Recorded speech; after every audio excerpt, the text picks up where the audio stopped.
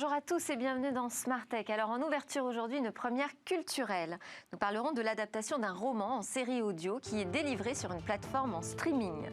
Un format qui est radicalement différent de ce qu'on connaît aujourd'hui avec les livres audio ou les podcasts. Et l'écrivain Nicolas Godmet, que j'ai le plaisir d'accueillir, eh bien, nous expliquera quelle a été sa démarche à l'origine de cette innovation. Ensuite, au cœur de cette émission, nous nous interrogerons sur les conditions nécessaires pour la naissance d'un cloud de confiance européen. Ce sera avec nos invités également en plateau. Servane Auger, directrice générale de 3DS Outscale, filiale cloud de Dassault Systèmes. Guy Mamouani, coprésident du groupe Open, qui fait partie d'une des premières entreprises de services du numérique française.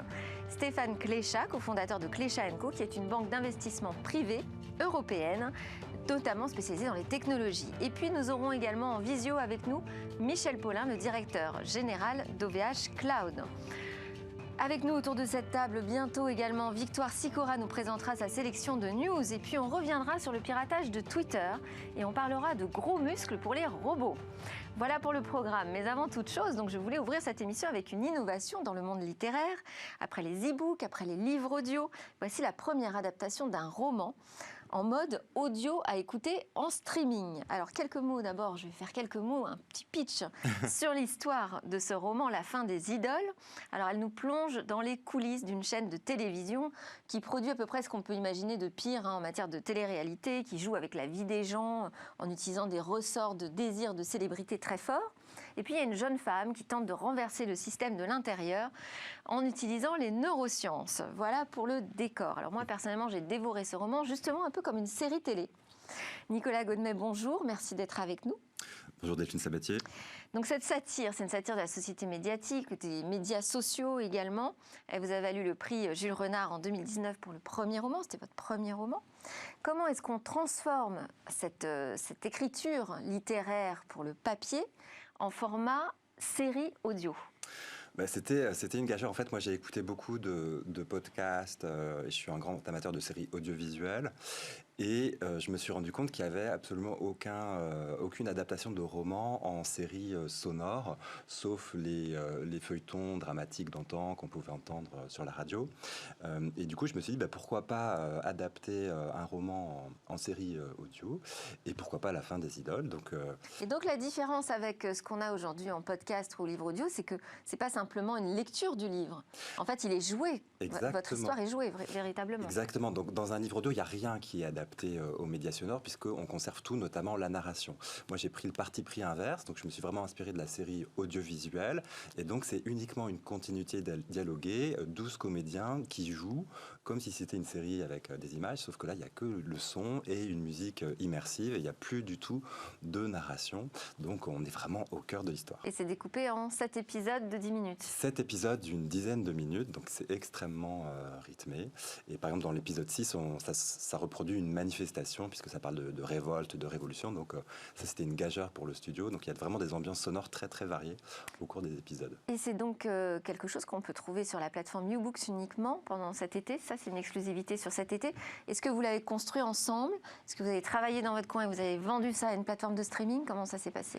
Alors j'ai eu l'idée, j'ai démarché plusieurs plateformes de streaming pour proposer le projet et du coup débloquer un financement, et quand j'en ai parlé à YouBooks, ils m'ont dit go tout de suite. Donc ensuite j'ai écrit le scénario, la continuité dialoguée, et on a travaillé ensemble avec YouBooks pour sélectionner un studio d'enregistrement, ce qui n'était pas simple parce que c'est un monde un peu émergent, donc il y a un peu à boire et à manger, et on a choisi un excellent studio qui s'appelle Hardigan, et là j'ai vraiment travaillé en co-construction avec Hardigan, avec le réalisateur qui est aussi le compositeur des musiques originales, qui s'appelle Yann Denis, et moi j'ai fait la direction artistique entre guillemets, donc c'était vraiment un travail d'équipe très très sympa, avec aussi les 12 comédiens qu'on a retenus. Alors dans une ancienne vie, qui n'est d'ailleurs pas si lointaine, vous avez été directeur de cabinet du secrétariat au numérique Mounir Majoubi, également patron culture de la FNAC. Aujourd'hui vous conseillez les maisons d'édition sur leur stratégie numérique. Est-ce que vous pensez véritablement que vous allez être copié, c'est-à-dire que ce type de format, c'est un peu une nouvelle vie pour les livres ? Est-ce que c'est une seconde vie ou est-ce que ça peut même les remplacer ? Alors les remplacer, certainement pas. En revanche, être une seconde vie, oui, j'y crois. Il y a quelque chose qui se passe autour de l'audio. Il y a une explosion du livre audio ces dernières années. Parce que ça se consomme très facilement dans les transports. C'est surtout la simplicité de consommation. Simplicité de consommation et nouvelles plateformes type Ubooks et d'autres qui permettent de consommer. Il y a beaucoup de livres audio par exemple sur Ubooks, il y en a d'autres. Audible, Kobo, Siebel par exemple qui s'est lancé récemment.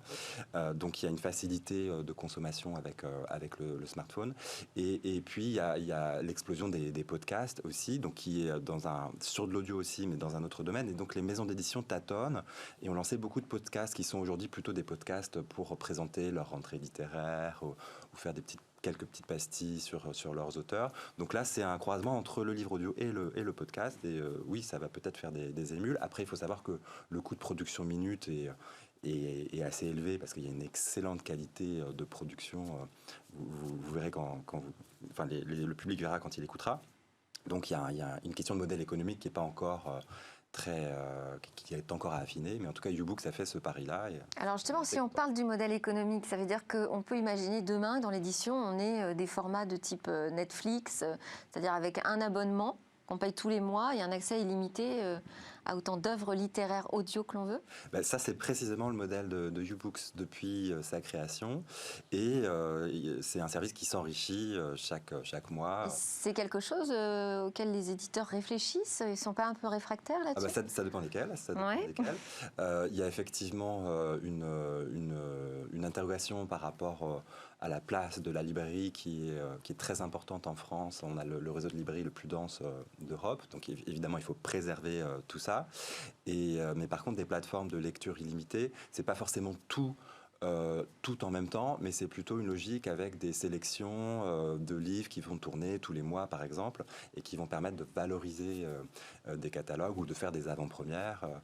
C'est exactement ce que fait Ubooks. Ils ont des partenariats avec 700 éditeurs en France. Donc, pour revenir sur ces éditeurs qui mettent du temps quand même, enfin en tout cas sur l'offre e-book, je sais que ça a été très compliqué à opérer cette transformation numérique. Est-ce que vous les accompagnez également sur l'utilisation de la data par exemple? Alors effectivement, ça va être un de mes sujets de la rentrée. Je travaille avec des groupes d'édition sur comment mieux utiliser les data et l'intelligence artificielle pour optimiser les mises en place de livres. Parce que finalement, ils vont accéder à une quantité de données qu'ils n'avaient pas du tout jusqu'ici sur leur lecteur. Alors, sur les lecteurs, c'est encore autre chose parce que c'est pas forcément... la maison d'édition, elle n'est pas en lien direct avec son lecteur aujourd'hui, sauf via les réseaux sociaux. Sur téléchargement, sur... Oui, mais en fait, c'est du B2B, B2C, un groupe d'édition. Donc, il y a toujours un intermédiaire qui est un libraire, que ce soit un libraire numérique comme Ubooks ou un libraire physique comme les librairies indépendantes ou un libraire multicanal comme Fnac par exemple. Alors quels outils du coup ils peuvent utiliser ou seraient pertinents pour eux? Ils ont plein de pages sur les réseaux sociaux qui donnent beaucoup d'informations. Ils ont des pages éditeurs, des pages auteurs, etc.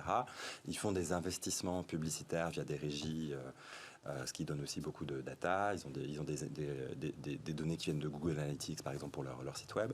Et puis, ils ont tout un historique de données de vente sur tous les milliers de points de vente en France qui n'a pas été travaillé avec du machine learning aujourd'hui. Donc, il y a probablement des choses à faire autour de ça. Merci beaucoup, Nicolas Gonnemet, auteur du roman et donc de la série fiction audio La fin des idoles. On va enchaîner avec les news de Victoire Sicora.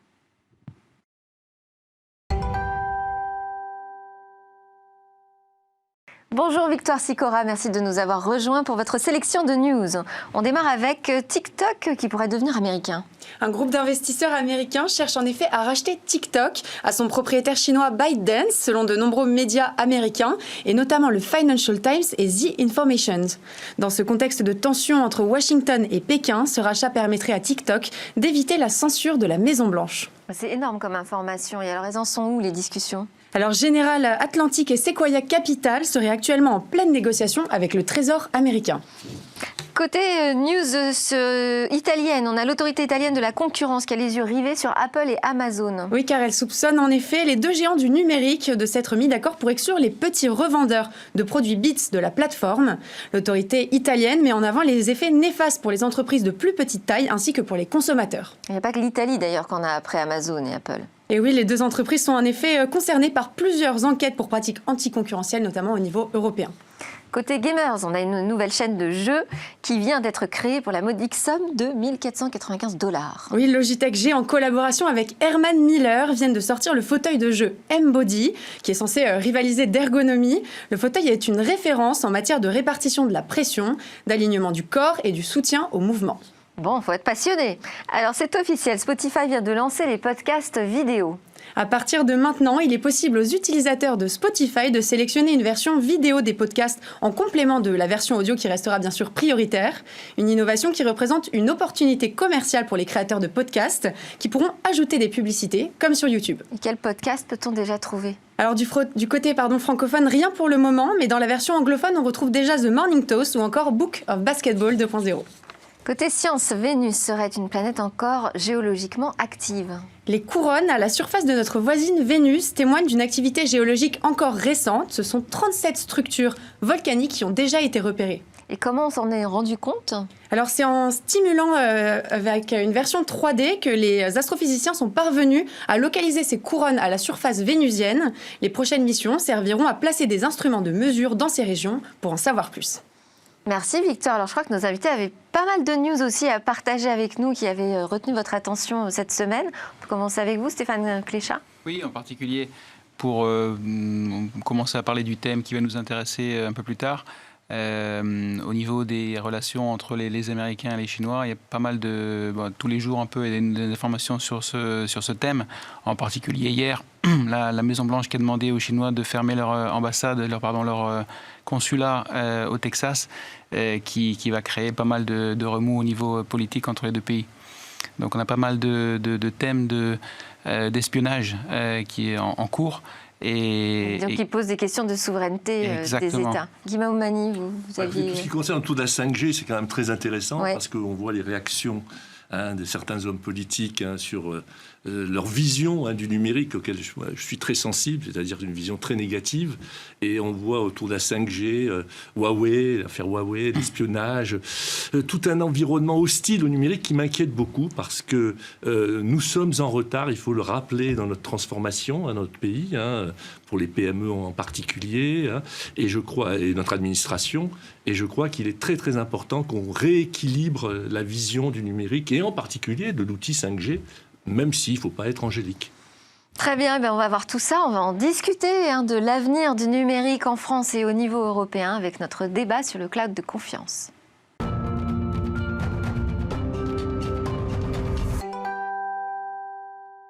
Quelles sont les conditions à réunir pour faire émerger un cloud de confiance ? Nous allons en parler tout de suite avec nos spécialistes. Je voulais démarrer déjà avec vous, Guillaume Oumani. Vous êtes coprésident du groupe Open, donc je disais une des premières entreprises françaises de services numériques. Qu'est-ce qu'on entend par cloud de confiance déjà ? Qu'est-ce que ça veut dire un cloud de confiance ? Pour moi, un cloud de confiance est avant tout un cloud où nos données sont protégées, sécurisées et sur lequel on peut construire une transformation numérique. Bon, il faut le rappeler. Alors après, c'est le principe quand même de tous les clouds, j'espère, quand on confie nos données. Non, justement.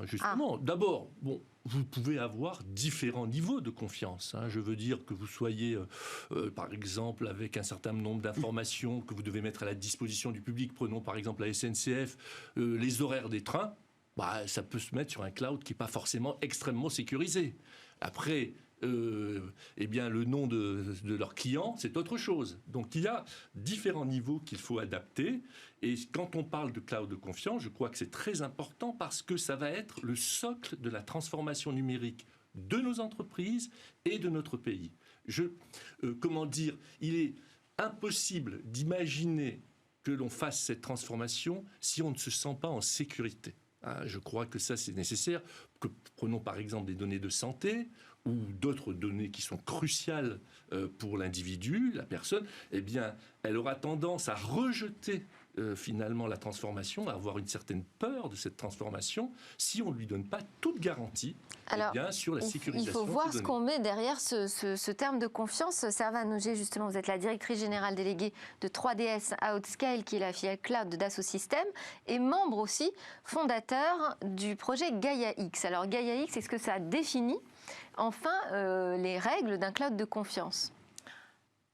Alors, si on rebondit sur les différents niveaux de confiance qui sont nécessaires par rapport à l'excellent exemple des typologies de données qu'on peut trouver pour la SNCF, Gaia-X, ça va donner de la visibilité, en fait. Ça va donner aux utilisateurs la conscience de ce qui existe et de ces différents niveaux.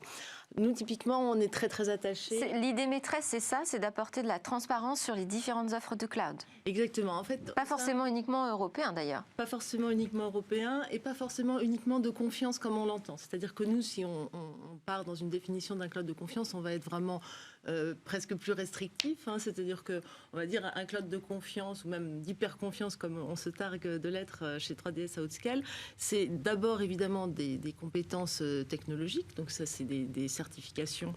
En l'occurrence, nous, on a Secnum Cloud qui est le plus haut niveau de qualification qui est délivré par l'ANSSI. Mais c'est également des questions L'Agence nationale de sécurité des systèmes d'information. Oui, absolument, merci. Et on a également, en fait, surtout cette notion de ne pas être soumis à des réglementations extra-européennes. Voilà, ça, c'est un domaine clé par rapport à la confiance. On dit aujourd'hui à nos clients français et européens. On parlait tout à l'heure des sujets d'espionnage. Il y a quand même beaucoup d'alertes aujourd'hui sur la guerre économique, sur les pressions que les continents se font entre eux, sur tous ces sujets-là. Donc c'est important de savoir, quand on utilise un cloud, que certains opérateurs sont soumis à des lois qui vont les obliger à remettre les données de leurs clients. Ça, ce sont les cloud providers américains avec le Cloud Act. Donc nous, quand on définit le Cloud Act de 2018, en fait, impose à tout hébergeur américain de transférer les données sur demande d'une agence de renseignement européenne ou pour des raisons de protection nationale, américaine, de protection nationale, et quand bien même ces données seraient hébergées en Europe. Absolument. On pourrait très bien ne pas être soumis à ces conditions et ne pas avoir le bon niveau de sécurité. Oui. Je crois que c'est très important de bien clarifier que ce ne sont pas deux choses qui sont directement liées. Non, alors loin de moi l'idée de dire qu'on ne peut pas faire confiance aux cloud providers américains, c'est pas le point. On peut leur faire confiance sur un certain nombre de domaines, ils apportent un certain nombre de services. Vous parliez du retard qu'on peut avoir, ils ont des domaines sur lesquels ils sont en avance. Ce qui est important, c'est de donner cette vision qu'il y a tout un vaste panorama. Et Gaia, ça va permettre ça, parce qu'au sein de Gaia, vous allez à la... Vous dites Gaia, pas Gaia X? Alors, on dit Gaia X, en fait, j'en parle tellement que parfois le X peut sauter. Mais effectivement, c'est toujours le même projet. En fait, le X, il représente d'une certaine manière, dans la partie basse, la partie infrastructure, dans la partie haute, les échanges de données, qui sont les deux grands volets du projet Gaia X. Mais vous avez raison, le vrai nom c'est Gaia X. Et dans Gaia X, donc on va avoir à la fois l'ensemble des cloud providers européens qui voudront venir et l'ensemble des cloud providers du monde entier qui voudront venir et qui voudront jouer avec les règles qui auront été édictées avec les règles européennes. C'est-à-dire, en fait, au sein de Gaia, on a défini... Donc c'est un projet franco-allemand qui définit des règles pour dire, voilà, ce qui est un cloud de confiance selon nous. Et si vous acceptez ces règles-là, vous pouvez faire partie de la plateforme. Exactement. Et offrir vos services. Et dans cette plateforme, il y aura quand même toujours différents niveaux de qualification technique ou de soumission réglementaire. Mais ce sera très visible. Voilà, la transparence, c'est un des premiers piliers.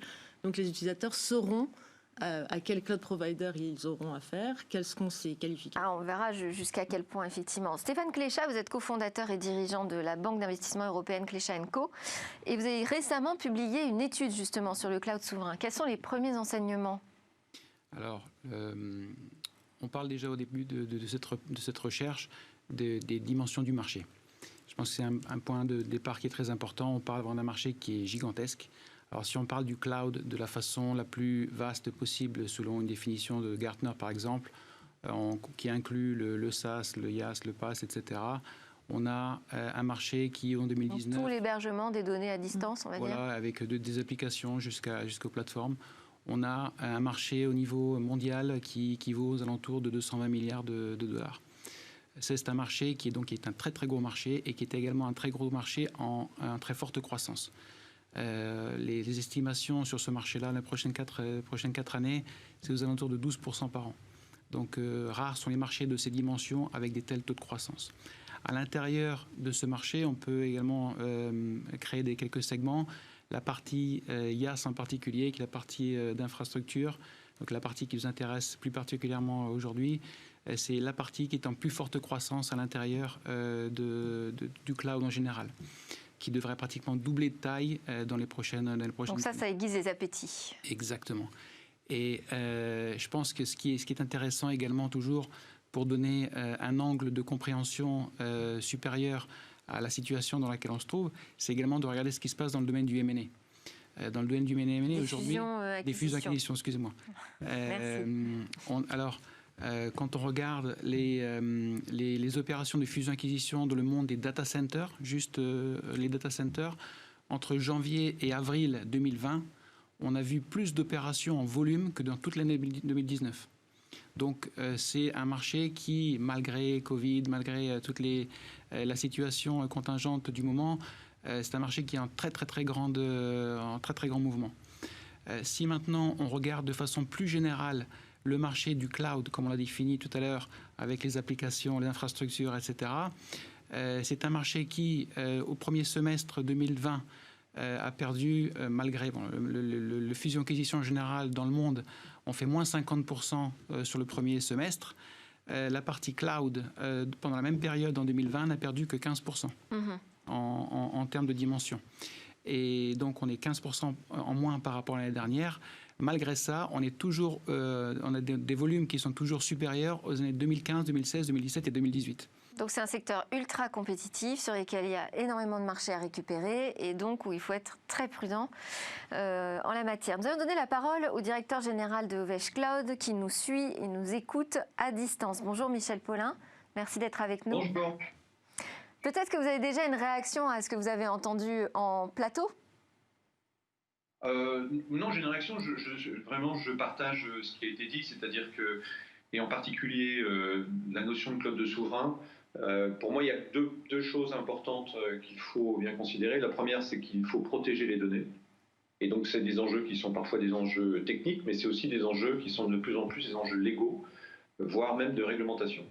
Et donc, pour pouvoir numériser les entreprises, il faut donner de la confiance. Et pour pouvoir donner de la confiance, il faut donner un cadre qui soit ouvert.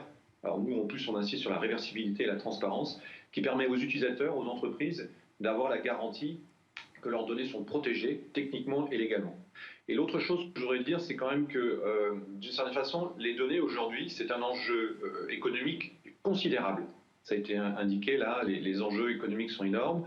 On voit aujourd'hui que les GAFAM ont fait des fortunes sur l'utilisation des données, des personnels ou l'utilisation. Mais les différentes crises que nous vivons aujourd'hui montrent aussi que les données, ce n'est pas qu'un enjeu économique, c'est aussi un enjeu stratégique.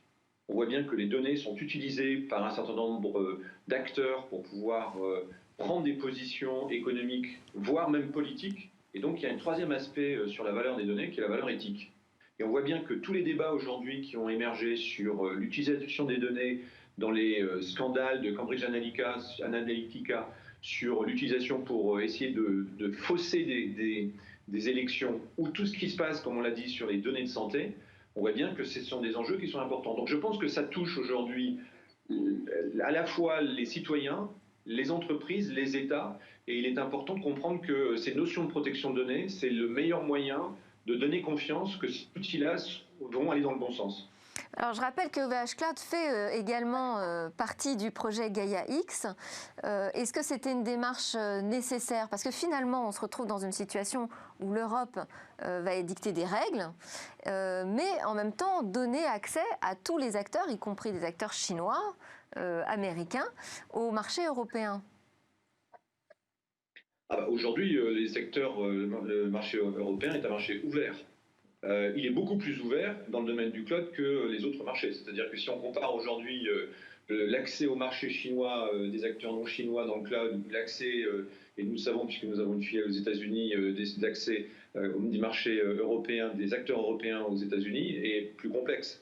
Et donc le marché européen est déjà très ouvert. Je pense que Gaia X répond aujourd'hui à quelque chose dans lequel l'Europe est la pointe. Il faut comprendre que la protection des données, à travers toutes les réglementations qui ont été mises en place en Europe autour de la RGPD, ce sont des choses aujourd'hui qui ne sont malheureusement pas partagées par le monde. C'est-à-dire que les réglementations de protection des données individuelles qu'impose l'Europe, dont on devrait être très très fier, quand vous allez en Chine, je n'en parle même pas, mais quand vous allez en Asie, quand vous allez aux États-Unis, elles n'existent pas. Et donc je pense que l'Europe est en train d'être dans une démarche pour indiquer que justement la valeur éthique, la valeur économique et la valeur stratégique des données doit nécessiter une réglementation tout à fait particulière. Et Gaia-X est une des moyens, une des facettes pour donner à l'ensemble des utilisateurs et aussi aux citoyens toutes les données en toute transparence sur les conditions d'accès et de protection de leurs données.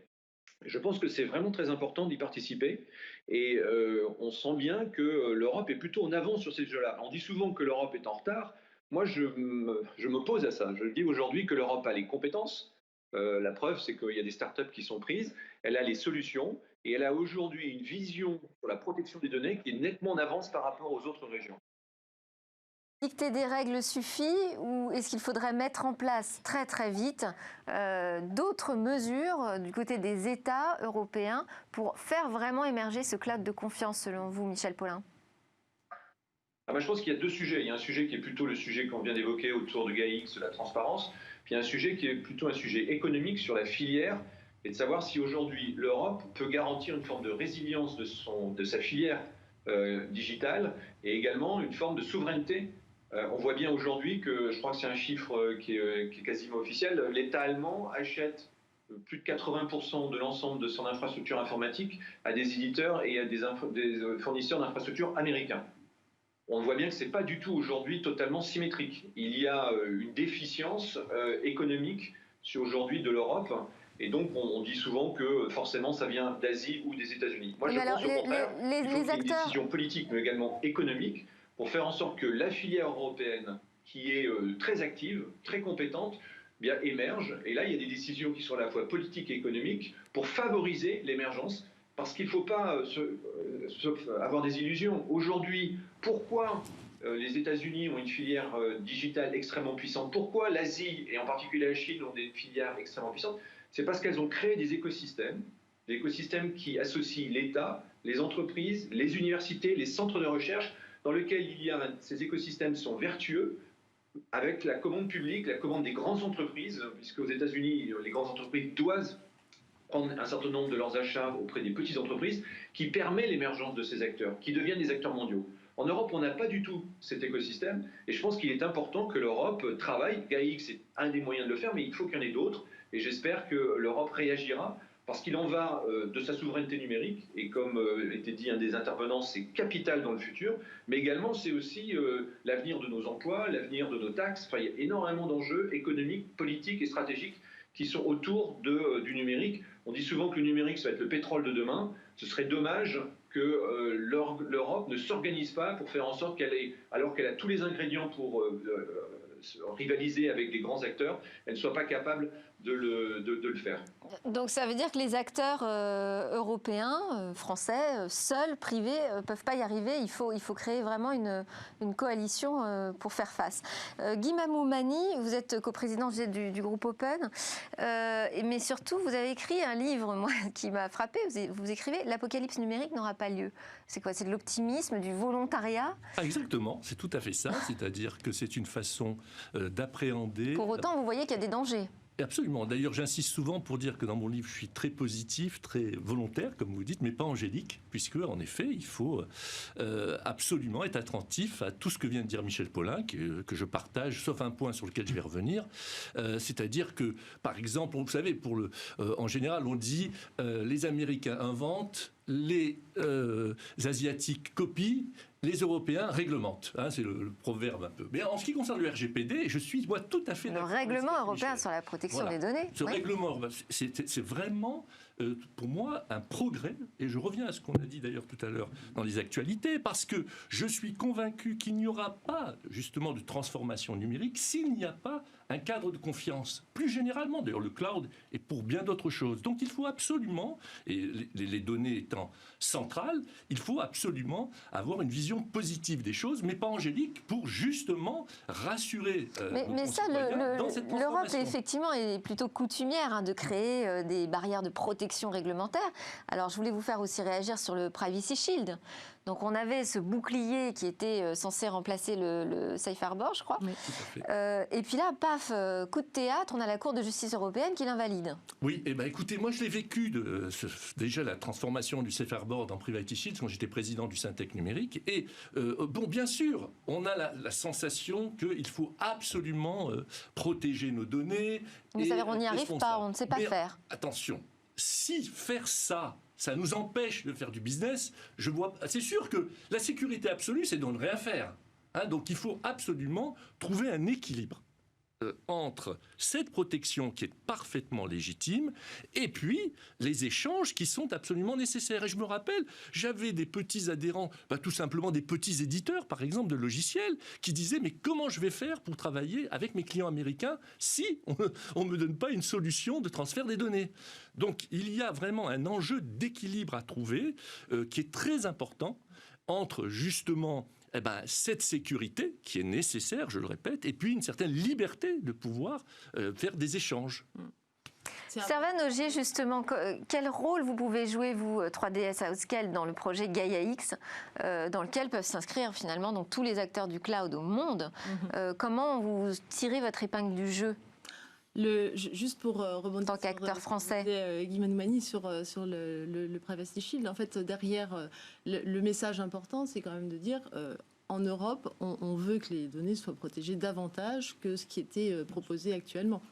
Donc en fait, oui, mais on n'y arrive pas. Ça ne marche pas finalement. Nos règles aujourd'hui ne sont pas suffisantes, en tout cas pas suffisamment protectrices. Alors, moi, je l'entends cette décision, je l'entends dans le sens inverse, c'est-à-dire j'entends l'Europe qui dit on avait un accord dans lequel on exposait finalement les données de nos concitoyens à un risque supplémentaire par rapport à ce que on pensait qu'on avait un bouclier, finalement on l'a pas. Et donc en fait, on renvoie vers des clauses contractuelles qui vont devoir être facilitées parce qu'il ne faut pas effectivement pénaliser le business.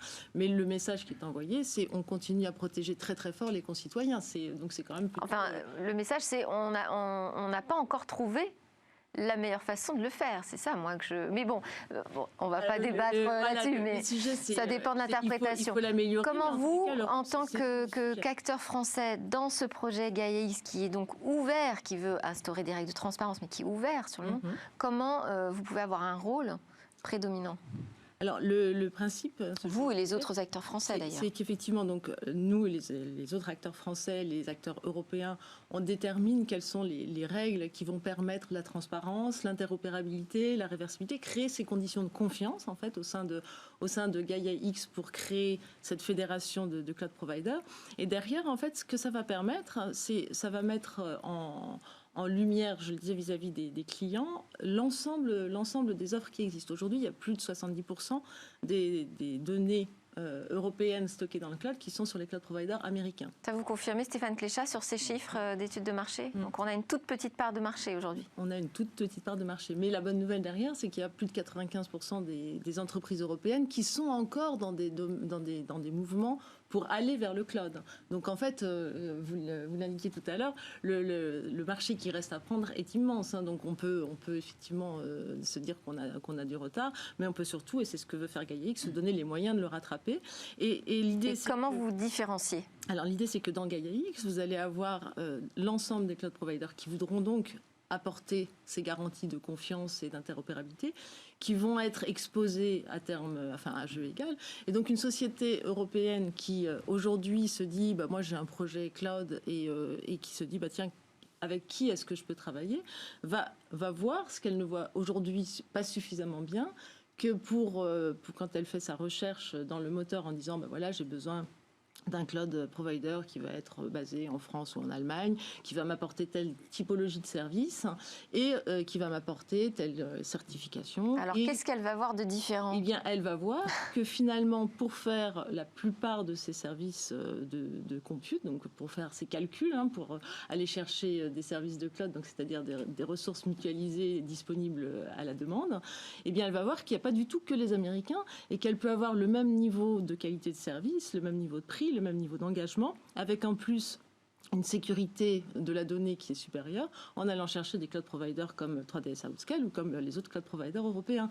C'est-à-dire qu'en fait, Gaia X, ça va permettre... Ça donne de la visibilité. Mettre en lumière, voilà, c'est une caisse de résonance pour l'ensemble des acteurs. Ça va nous mettre au même niveau de visibilité. Et en plus, comme on va travailler sur l'interopérabilité, ça va dire aux entreprises qui sont donc majoritairement aujourd'hui chez les GAFAM, enfin donc chez les cloud providers américains, n'hésitez pas à faire le choix d'acteurs européens, parce que dans tous les cas, vous avez la possibilité de changer facilement, puisqu'on met en place cette interopérabilité. Oui, donc ça rassure aussi. Voilà, absolument. Parce qu'on peut hésiter, on peut se dire finalement c'est plus simple de confier ces données à des noms qu'on connaît par cœur, savoir Google, Amazon, Microsoft ou Alibaba. Est-ce qu'il y a véritablement, Stéphane Cléchat, la place pour un cloud européen, justement, puisque l'offre est déjà pléthorique avec les Américains et les Chinois? Absolument. Il y a une vraie nécessité, il y a une vraie demande de la part des opérateurs. Et non seulement des opérateurs de marché, parce qu'aujourd'hui, on parle des informations qui sont sauvegardées dans les clouds qui sont en majorité américains, on est jusqu'aujourd'hui. Mais aujourd'hui, on parle toujours de données qui sont majoritairement des données qui dérivent de l'activité B2C. Dans les prochaines années, on va voir une véritable explosion de la création de données, de génération de données qui ensuite donneront elles aussi vie à d'autres modèles de business, d'autres activités et des nouveaux business en général qui seront inventés sur la base de ces données qui seront générées par l'activité industrielle. Donc on a tout un grand développement au niveau de l'edge computing aujourd'hui, tout ce qui est les sondes, tout ce qui est embarqué, tout ce qui va être également implanté dans l'industrie, qui va créer des tonnes de données qui devront être enregistrées et travaillées par des moteurs qui auront la nécessité de donner des garanties également de sécurité. Sur toutes les infrastructures critiques, effectivement, il va se passer des choses. Je voulais juste, avant qu'on arrête sur ce débat, Michel Paulin, vous redonner la parole pour savoir si vous confirmez, parce que vous êtes quand même un acteur qui travaillait avec plein de sociétés à travers le monde. Est-ce que vous confirmez qu'il y a quand même encore des hésitations à faire confiance à un fournisseur d'infrastructures quand il est français ou européen et qu'on a besoin d'outils pour rassurer? Je ne sais pas si le terme hésitation est le bon terme. Je pense que nous n'avons pas, malheureusement, tous les acteurs européens de cloud, les mêmes notoriétés que ont ces acteurs qui, d'ailleurs, ont d'autres activités, puisque bien souvent, ils ont commencé sur d'autres activités et elles se sont lancées dans le cloud plus tard. Nous, on est un acteur de cloud où on fait que du cloud, comme Outscale, et donc je pense qu'on n'a pas du tout la même notoriété et nous n'avons pas les mêmes tailles. Donc je ne pense pas qu'il y ait d'hésitation. Je pense en revanche que, comme ce qui vient d'être dit, c'est qu'il y a quand même de plus en plus une compréhension par les acteurs, que ce soit les clients finaux ou que ce soit les intermédiaires, que la protection des données et la valeur de ces données devient un enjeu important. Et donc, je pense que les acteurs européens, et en particulier OVH Cloud, nous essayons d'avoir un positionnement qui est justement beaucoup plus respectueux de ce que font les réglementations souvent asiatiques ou américaines sur la protection de données, grâce au RGPD, mais grâce à ce genre de choses. Donc nous, notre positionnement par rapport à ces acteurs-là, il est très simple, c'est non seulement d'avoir une proposition prix-performance qui est tout à fait au niveau de ces acteurs-là, dans plein de domaines. Donc moi, la preuve, c'est que le succès d'OVH Cloud a été basé sur le fait qu'aujourd'hui, nous avons des produits qui sont extrêmement performants, mais nous rajoutons aussi ces notions de confiance, ces notions de transparence, ces notions de réversibilité et d'ouverture, qui fait que le cloud, qui est un moyen de digitalisation des entreprises, ne devienne pas une prison, même dorée, qui enferme par une position hégémonique un certain nombre de clients. Et donc c'est vraiment ce positionnement que nous avons, prix-performance, mais également un écosystème de solutions qui sont solutions et transparentes. Merci Michel Paulin de OVH Cloud et merci à tous les trois pour ces premiers éclairages sur le cloud de confiance. Évidemment, on en reparlera. C'est l'heure de faire une pause. Alerte cyber.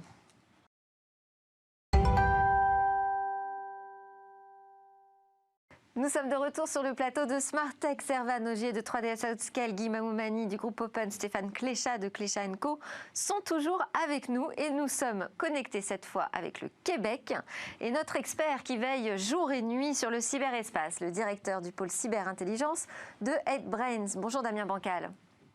Bonjour. Alors vous souhaitiez revenir aujourd'hui sur le piratage phénoménal de Twitter. C'est un peu un cas d'école pour vous. C'est un cas d'école. Pourquoi? Parce qu'on découvre encore une fois qu'on a beau être l'un des géants des Internets, on peut se retrouver véritablement coincé par des employés qui peuvent se faire avoir. Alors pour rappel, la semaine dernière, c'est 45 comptes très importants de Twitter. J'entends par là qu'il y avait Barack Obama, Bill Gates, Elon Musk, mais aussi des comptes d'entreprises comme Apple et Uber qui se sont retrouvés à diffuser une arnaque aux crypto-monnaies. L'escroc a été plus ou moins malin. Il a proposé au lecteur de lui fournir 1 000 $ et lui promettait quoi? De doubler la somme. Bien sûr, c'était une arnaque, mais ça a noté en tout cas que l'escroc il avait réussi à infiltrer exactement 130 comptes. Ça montre que c'était un petit pirate. Oui, ça aurait pu être beaucoup plus grave finalement. Damien, Bancal, vous m'avez perdu. Ah, on est déconnecté du Québec. Oui, non, je disais, ça aurait pu être beaucoup plus grave, parce que finalement, 130 comptes, c'est pas énorme. Non, c'est pas énorme, d'autant plus que ces pirates informatiques ont copié les informations, les historiques de 8 comptes de personnes donc ils avaient réussi à infiltrer. Donc c'est rien du tout. Des vrais professionnels auraient fait quoi? Ils auraient copié l'intégralité des comptes les plus importants, surtout les messages, vous savez, les fameux messages en privé. C'est aussi des accès stratégiques, ces comptes Twitter. Pourquoi? Parce que il aurait suffi d'attendre, par exemple, les élections américaines, celles qui ont lieu dans quelques semaines, pour pouvoir, potentiellement faire plus grave que de demander de l'argent. Ils n'ont touché que 100 000 $ en plus. Bon, alors, donnez pas trop de conseils, s'il vous plaît. Alors, qu'est-ce qu'on peut faire pour éviter de se retrouver dans cette situation aujourd'hui quand on est une entreprise? Parce que finalement, la faille, elle est humaine à chaque fois. Elle est clairement humaine, d'autant plus que les entreprises aujourd'hui ont besoin d'être sur les réseaux sociaux.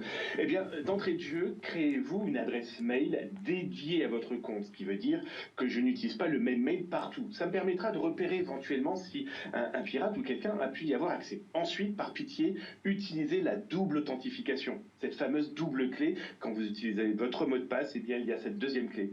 Et ensuite, comme d'habitude, n'ayez pas obligatoirement 100% confiance aux gens et aux entreprises qui vous disent, vous savez, comme dans le dessin animé, et confiance. Non, parce que malheureusement, ça reste de l'informatique. Et pour le cas de Twitter, il semblerait que c'est un employé qui s'est fait piéger avec des informations qui ont été laissées traîner un petit peu sur les internets. Donc pareil, veillez, pensez de temps en temps comme un pirate. Quels sont les moyens qu'il utiliserait pour vous nuire? Alors, je ne sais pas si nos invités ont des adresses mail dédiées à leur compte Twitter, mais il serait temps d'y penser. Merci beaucoup, Damien Bancal, pour cet éclairage sur le piratage de Twitter. Damien Bancal du pôle cyberintelligence de 8Brains. On part tout de suite, direction le futur.